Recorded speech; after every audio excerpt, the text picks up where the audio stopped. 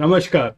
आज के data bytes के इस एपिसोड में मैं बात करूंगा केमिकल वॉरफेयर की, यानी कि रासायनिक युद्ध। ये वो युद्ध होते हैं जहां पे केमिकल्स का इस्तेमाल किया जाता है। तो आज की स्थिति दुनिया में क्या है और क्या भारत, अगर कोई केमिकल वॉर होती है तो कितना उसके लिए वो तैयार है। तो दुनिया में केमिकल वॉरफेयर रोकने की अभी क्या स्थिति है। 1993 में यूनाइटेड नेशंस की देखरेख में और सहायता से एक ऑर्गेनाइजेशन बना जिसका नाम था organisation for the prohibition of chemical weapons, OPCW। इनका काम ये था कि वो जितने भी मेंबर स्टेट्स बने उनके यहाँ पे केमिकल वेपन्स को नष्ट किया जाए और नष्ट करके इस ऑर्गेनाइजेशन को बताया जाए। ये लोग जाके फिर वेरीफाई करते हैं कि हाँ, आपने वो वेपन्स वहाँ पे ख़त्म कर दिए हैं। केमिकल वेपन्स कन्वेंशन का ड्राफ्ट 1993 में पूरा किया गया। फिर ये मेंबर स्टेट्स को दिया गया। 193 देशों ने इस कन्वेंशन को साइन किया था 1997 तक। केवल एक ही कंट्री है जिसने साइन किया है लेकिन रेटिफाई नहीं किया ये एग्रीमेंट, और वो है इज़राइल। मेंबर कंट्रीज जो सिग्नेटरीज हैं उनकी लिस्ट इनकी वेबसाइट पर मिल जाएगी। इसमें ज़्यादातर सभी देशों का नाम है, हिंदुस्तान, चाइना, रशिया, US वगैरह। OPCW से कोऑर्डिनेशन के लिए भारत सरकार ने एक डिपार्टमेंट बनाया हुआ है जिसका नाम है national authority of chemical weapons. इस विभाग का मेन काम है भारत के अंदर केमिकल वेपन्स का बनना वो मॉनिटर करें, उसको नष्ट करें और OPCW के साथ वो कोऑर्डिनेट करें। ये विभाग डायरेक्टली कैबिनेट सेक्रेटेरिएट के अंदर है और प्राइम मिनिस्टर सेक्रेटेरिएट को रिपोर्ट करता है। इस ऑर्गेनाइजेशन की चेयरपर्सन आजकल श्रीमती नील कमल दरबारी हैं। वो यहाँ आने से पहले स्मॉल MD थी, small farmers agri business consortium की, दिल्ली में।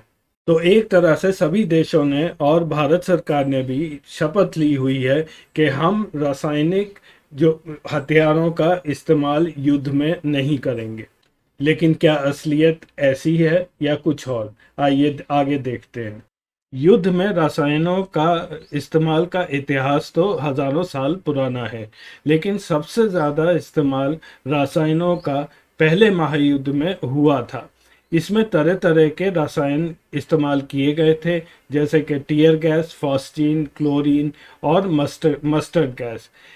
इनफैक्ट पहले महायुद्ध का एक बहुत बड़ा कंपोनेंट केमिकल वॉरफेयर ही था। इसमें करीब 13 लाख लोग घायल हुए थे, जिसमें से 90,000 लोग केमिकल्स की वजह से मर गए थे।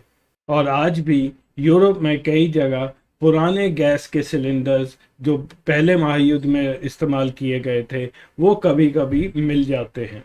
रासायनिक युद्ध की एक भयावह तस्वीर 1973 की है, वियतनाम युद्ध से। इस तस्वीर में दिखाया गया है नापाम बॉम्बिंग, वो एक गांव की, और जहां पे बच्चे भाग रहे हैं जिनके कपड़े जल गए हैं, और साथ में US सोल्जर्स भी वहां से भाग रहे हैं। छोटी बच्ची जो दिखाई गई है उसका नाम था फान थी किम फुक। उस समय 9 साल की उम्र थी। बाद में ये कनाडा चली गई और इन्होंने अपना एक आजकल NGO भी खोला हुआ है। ये तस्वीर लेने वाले निक वुड को बाद में पुलित्जर प्राइज भी 1973 में दिया गया था। और आखिरी रिकॉर्डेड केस जहाँ पे रासायनिक हथियारों का इस्तेमाल किया गया है और वो देश मान गया है, वो है सीरिया, जिसने सार्वजनिक रूप से ये माना है कि जुलाई 2012 में उसने रासायनिक हथियारों का इस्तेमाल किया था। और आज भी उनके पास रासायनिक हथियारों का एक स्टॉक बना हुआ है। सीरिया ने फाइनली सन 2013 में केमिकल वॉरफेयर कन्वेंशन को अब साइन कर दिया है। अब मैं केमिकल वेपन्स के संदर्भ में रशिया और यूक्रेन युद्ध की थोड़ी सी बात करूंगा। वेस्टर्न मीडिया, खास करके BBC द्वारा ये बार बार उड़ाया जा रहा है कि शायद रशिया ने मारिपोल में केमिकल वेपन्स का इस्तेमाल किया था, जहां पे कुछ यूक्रेनियन सोल्जर्स जो थे वो होल्ड आउट कर रहे थे रशियन फोर्सेस को। तो इस बारे में ये डिबेट चली जा रही है। अब उसके संदर्भ में एक स्टेटमेंट आया है यूएस का जो चिंताजनक है। जब नाटो फोर्सेस कमांडर से पूछा गया कि अगर रशिया केमिकल वेपन्स का इस्तेमाल करता है तो आप क्या करेंगे, तो उसके जवाब में उन्होंने कहा कि नथिंग वाज रूल्ड आउट, यानी कि हम भी जवाब केमिकल वेपन द्वारा दे सकते हैं। तो केमिकल वेपन कन्वेंशन ट्रीटी का सिग्नेचर होना कोई इस बात की गारंटी नहीं है कि केमिकल वेपन्स का इस्तेमाल आगे चल के नहीं होगा। तो ये बात भारत के लिए चिंताजनक क्यों है? तो सबसे पहले मैं आपको भारत की तैयारी के बारे में बताता हूँ। भारत में केमिकल वॉरफेयर और न्यूक्लियर वॉरफेयर का जो इक्विपमेंट है वो डीआरडीओ बनाता है। इसके लिए एक अलग से रिसर्च इंस्टीट्यूट है, defence bio engineering and electromedical laboratory, ये बेंगलोर में है और ये तरह तरह के इक्विपमेंट बनाता है। ये ऑर्गेनाइजेशन ने आर&डी करके ये सूट बनाया है जो कि केमिकल वॉरफेयर में इस्तेमाल किया जाता है। ये यूएस के स्टैंडर्ड्स पर बनाया गया है और इंडियन आर्मी ने ये 50,000 सूट्स अपने यहाँ इंडक्ट किए हुए हैं। दूसरा, ये इंटीग्रेटेड हुड मास्क बनाते हैं जो कि कम टॉक्सिक जगह में इस्तेमाल किया जाता है सोल्जर। इसके अलावा ये लोग automatic chemical agent detector, alarms and chemical agent monitor और तरह तरह के टेस्ट इक्विपमेंट भी बनाते हैं जो कि थर्ड पार्टी द्वारा सर्टिफाइड है। केमिकल वॉरफेयर का इक्विपमेंट बनाने में आर&डी वगैरह हम लोग पूरी तरह सक्षम हैं, लेकिन अब एक नज़र डालते हैं हमारे जो ट्रूप्स हैं उनकी ट्रेनिंग कितनी हुई है इस बारे में। 2016 में श्री नरेंद्र मोदी सरकार ने एक कमेटी गठित की थी, शेखार कमेटी, जिन्होंने ये रिकमेंड किया था कि न्यूक्लियर, बायोलॉजिकल और केमिकल वॉरफेयर की ट्रेनिंग के लिए एक इंटीग्रेटेड डिफेंस स्टाफ हेडक्वार्टर बनना चाहिए जहां पे ट्राई सर्विसेज यानी कि तीनों सर्विसेज, आर्मी, नेवी और एयरफोर्स की ट्रेनिंग इकट्ठे होनी चाहिए।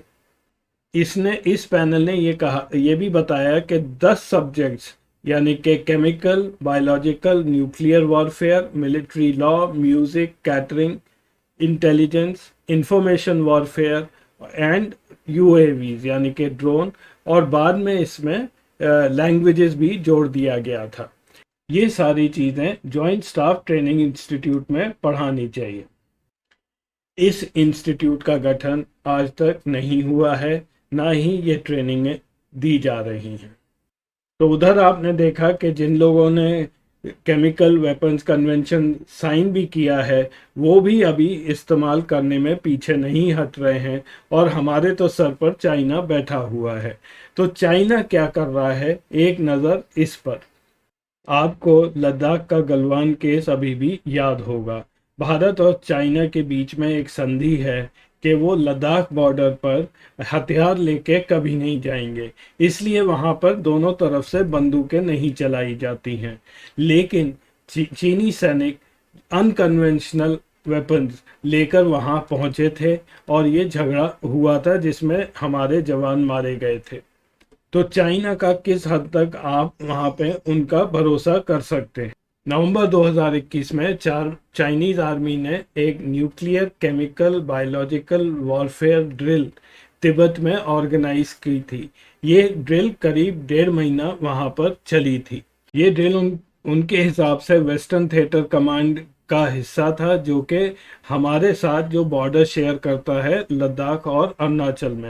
इस ड्रिल में जो सैनिकों ने भाग लिया था वो केमिकल वॉरफेयर में ट्रेन थे। जापान पूरी तरह चाइना पर नज़र रखे हुए है, और जापान के एक जर्नल japanforward.com ने ये बोला है कि क्योंकि रसायनों का एक सिविल इस्तेमाल भी होता है, इसलिए चाइना बहुत आराम से उनका प्रोडक्शन छुपा लेता है। अब चाइनीज़ सोल्जर्स की ट्रेनिंग देखिए और इसको ज़रा कंपेयर करिएगा हमारा जो प्लान है जो अभी इम्प्लीमेंट भी नहीं हुआ है। चाइना में एक एकेडमी ऑफ केमिकल डिफेंस है जो बीजिंग में स्थित है। उसमें 4,000 कमीशन्ड ऑफिसर्स हर साल निकलते हैं जो केमिकल वॉरफेयर में ट्रेंड होते हैं। इसके अलावा उनके मिलिट्री ट्रेनिंग का जो करिकुलम है, जैसे मिलिट्री हाई स्कूल में, वहाँ पे हर सोल्जर को वहाँ पे basic dispersal of gases, first aid, radiological dosimetry जैसे सब्जेक्ट्स की ट्रेनिंग दी जाती है। तो ये भारत के लिए एक गंभीर चिंता का विषय बना हुआ है।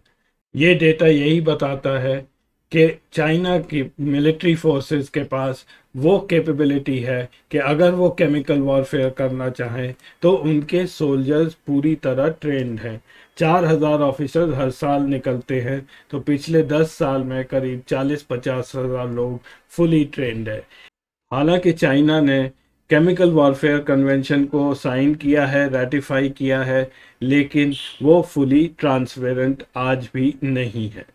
भारत के लिए ये खतरा बहुत ज़्यादा बना हुआ है।